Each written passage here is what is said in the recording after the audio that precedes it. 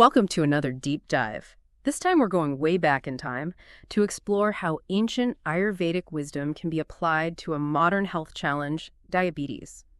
You sent over some really fascinating research, and honestly, I'm blown away by how much these practices that are centuries old actually resonate with what we know today about managing blood sugar.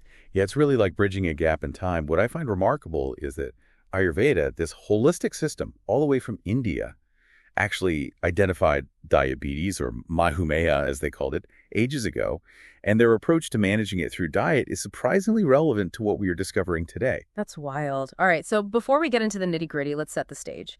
You shared a statistic that really stuck with me. Nearly 100 million people in India are projected to have diabetes by 2030. That's a pretty stark reminder of why understanding how to manage this condition is so important. Absolutely, and this isn't just an India-specific issue. Diabetes is a global health concern, Yeah. and a lot of it boils down to lifestyle. Think, rising obesity rates, less physical activity, and uncontrolled diabetes can have some pretty serious consequences for your overall health. It impacts everything from your heart and kidneys to your eyesight. Okay, you mentioned that Ayurveda has been addressing diabetes for centuries, so I'm curious, how did they view this condition back then? Was it the same as our modern understanding? Well, Ayurveda, drawing from ancient texts like the Charaka Samhita, understood diabetes as Madhumeha, which actually falls under a broader category called Prameha. What's fascinating is how they saw it as an imbalance, this imbalance within the body. So their focus wasn't just on treating symptoms, but on restoring balance through what you eat and how you live. Let's dive into the heart of it. What does Ayurveda actually recommend when it comes to diet for managing diabetes? You mentioned that the research highlights both what to eat and what to avoid, so lay it on me. All right, let's start with what to embrace. The research mentions certain grains like barley, wheat, and millets, and you're probably already familiar with the concept of the glycemic index, but in Ayurveda, it's interesting to see how they intuitively grasped this idea long before we had the scientific measurements. These grains are all known for their low GI, meaning they're digested slowly and they cause a gradual rise in blood sugar, which is exactly what you want when managing diabetes. What about legumes? It seems like they also get a thumbs up from Ayurveda. The research specifically calls out red gram and chickpeas. What makes them so special? Well, legumes are really nutritional powerhouses. They're packed with protein and fiber. Both of these are key players in blood sugar management. Protein slows down digestion, and fiber keeps things moving smoothly and helps regulate those blood sugar levels. So incorporating legumes into your meals is a really smart move, both from an Ayurvedic and a modern nutritional perspective. All right, now for the flip side, what are some of the foods that Ayurveda advises steering clear of if you have diabetes? Refined grains, like white rice and maida, a type of white flour, are on the no-no list. Sugary fruits and processed foods are also discouraged. Essentially, the refining process strips away the beneficial fiber, and that leads to those rapid blood sugar fluctuations, which Ayurveda is all about avoiding. It's not necessarily about good or bad foods, but about understanding their impact on your system. Yeah, that makes a lot of sense. It aligns with what we know today about how these types of foods can really mess with your blood sugar. But what I find really intriguing is how Ayurveda goes beyond just these broad categories. The research you shared includes this amazing table listing all sorts of specific foods and their impact on diabetes, and it's incredibly detailed. Yes, it's like a roadmap for how to navigate your diet through this Ayurvedic lens, and it shows just how deeply intertwined food and health are in this tradition. Okay, let's pick out a few examples that caught my eye. First up, jamun, also known as Java plum. I have to admit I haven't tried it myself, but it's listed as being beneficial for managing blood sugar. How does a fruit help with that? So, jamun is this delicious fruit with a long history of use in traditional medicine, and what's exciting is that modern research is starting to back up some of these traditional uses. Studies have shown that jamun seed powder can actually help lower blood sugar levels. And in Ayurveda, it's thought to work by balancing the kapha dosha, which is often associated with sluggish metabolism and those sugar imbalances. And this aligns with modern research suggesting that jamun might improve insulin sensitivity and help cells take up glucose more efficiently. It's really fascinating to see how these ancient concepts kind of intersect with modern science. That's super cool. I'm definitely adding jamun to my grocery list. All right, next on the list, bitter gourd. I think most people either love it or hate it. It's not exactly known for its sweetness. Ah, yes, the infamous bitter gourd. Maybe not the most popular vegetable, but it has a solid reputation in Ayurveda for managing diabetes. And you know what? Research suggests that it actually lives up to the hype. Studies have shown that bitter gourd contains compounds that can help regulate blood sugar, so it's a reminder that sometimes those less loved foods can actually be nutritional powerhouses. You're right. You shouldn't judge a vegetable by its bitterness. Maybe we should all give bitter gourd another chance. Okay, last one for now. Flaxseed oil. It's already considered a health food, but what makes it particularly good for people with diabetes? Well, flaxseed oil is a great source of alpha-linolenic acid, omega-3 fatty acid, and from an Ayurvedic perspective, it's believed to help balance the Vata dosha, which can be aggravated by dryness. Modern research shows that omega-3s can improve insulin sensitivity and reduce inflammation. Both of these are super helpful for managing diabetes. It's like this ancient wisdom and this deep understanding of how to support the body's natural balance. I love how this deep dive is uncovering these hidden gems in everyday foods. It's making me rethink my whole approach to eating. But this is just scratching the surface, right? I'm eager to learn more about how these Ayurvedic principles actually play out in a daily diet. Oh, it really is. Like a treasure trove. And there's so much more to uncover. What's fascinating is that it goes beyond just listing individual foods. The research you shared, particularly the Charka Samhita, actually offers insights into traditional food preparations that are still relevant today. Okay, I'm always up for a culinary adventure. Tell me more. Well, for example, it talks about barley dishes, like yavadana, which is essentially cooked barley without any added fats. There's also vatya, a type of barley porridge, and saktu, roasted barley flour. And these preparations emphasize whole grains, minimal processing principles that we find in modern dietary guidelines as well. It's remarkable how these ancient practices, anticipated what we're now rediscovering through science. It really makes you appreciate the depth of knowledge that these traditions hold. So we've talked a lot about what to eat, but let's circle back to what Ayurveda recommends avoiding. We touched on refined grains and sugary foods, but the research also mentions some specific things to steer clear of. Right. It advises against certain types of meat, particularly those from domestic, aquatic, or marshy animals. It also cautions against pork, buffalo, and fish. Now, that might seem counterintuitive. We often think of fish as being healthy. Right. But in the context of Ayurveda, these types of meat are considered heavier and more difficult to digest. They can potentially disrupt the body's balance, especially for someone who's managing diabetes. It's interesting how dietary recommendations can vary so much depending on the system of medicine or the cultural context. What's considered healthy in one tradition might be viewed differently in another. It really highlights the importance of understanding the reasoning behind those recommendations. Exactly. It's about looking beyond just the food itself and understanding how it fits into that larger system of health and well-being. Speaking of which, let's revisit that fascinating table of foods from the research. Is there anything else that jumps out at you, maybe something that surprised you? There are a couple entries related to dairy that I found intriguing. Cow's milk treated with turmeric and buttermilk are both mentioned as being beneficial for managing diabetes. That is interesting. We often hear that dairy should be limited for people with diabetes, so what's the Ayurvedic perspective on this?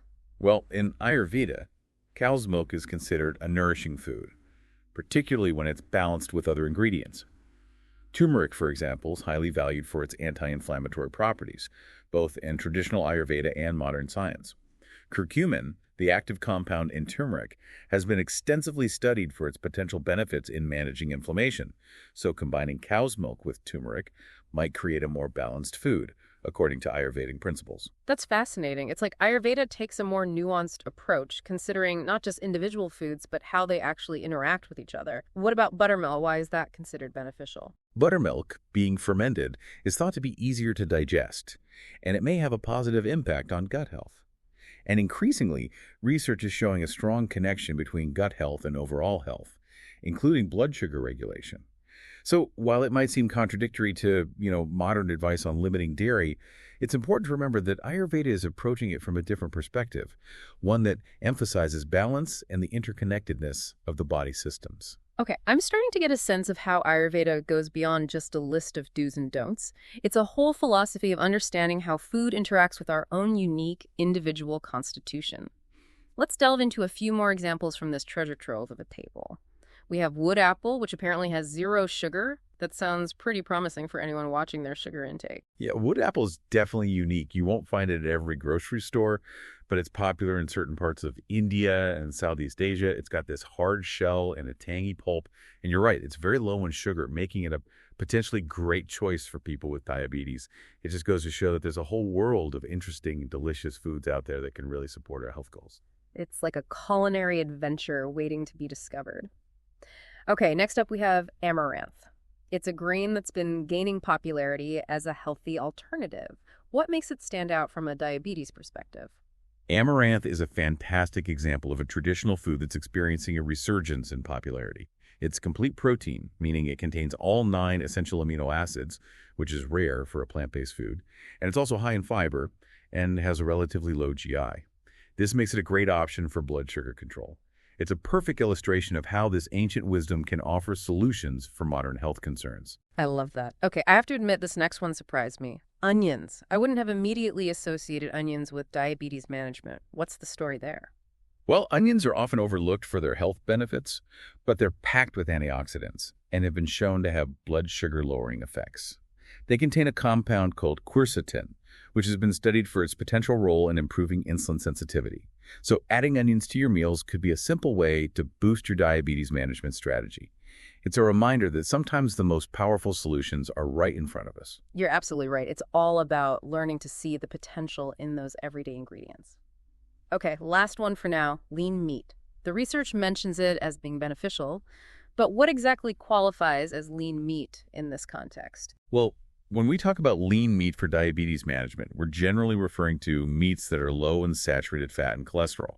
So chicken breast, turkey, fish, lean cuts of beef or pork, these are all good examples. Protein from lean meat can help with satiety and blood sugar control. But it's important to choose those leaner options and prepare them in healthy ways, like grilling, baking, or roasting.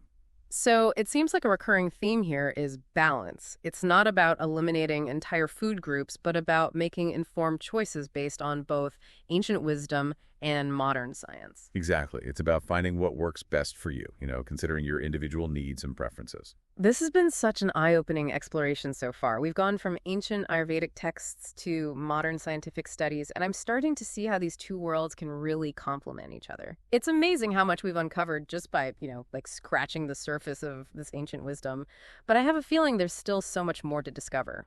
Oh, there is. You're absolutely right. This deep dive into Ayurvedic dietary wisdom, it goes beyond just listing foods, right? It gives us this framework for understanding how the choices that we make at the dinner table can impact our overall well-being, particularly when it comes to managing diabetes. You touched on something earlier that I wanted to circle back to. The idea that Ayurveda recognizes each person as unique. It's not a one-size-fits-all approach. Right, exactly. Ayurveda really emphasizes this concept of bio-individuality. It recognizes that each person has a unique constitution, their prakriti, and they'll respond differently to different foods and lifestyle practices. So while there are those general guidelines, the real magic happens when you tailor those guidelines to your own specific needs. So it's like a personalized roadmap for health based on these ancient principles. But for someone who's just starting to explore Ayurveda, it can all feel a bit overwhelming. Where do you even begin to apply these concepts in a practical way? Well, that's a great question. One of the most powerful tools that Ayurveda offers is this concept of Agni, which refers to your digestive fire. It's believed that a balanced Agni is really essential for good health, especially for managing blood sugar, and different foods can either stoke or dampen that fire. For example, warm cooked foods and spices like ginger and cumin are thought to enhance Agni, while cold, raw foods or heavy, greasy meals can weaken it. So it's not just about what you eat, but also how you prepare it and how it affects your digestion. I'm starting to see how this all ties together. Are there any other Ayurvedic principles that can guide us when it comes to managing diabetes through diet? Absolutely. Ayurveda also emphasizes the importance of food combining and the timing of meals. For example, combining certain foods, like grains with legumes, can create a more balanced and easily digestible meal, and paying attention to when you eat can also make a difference.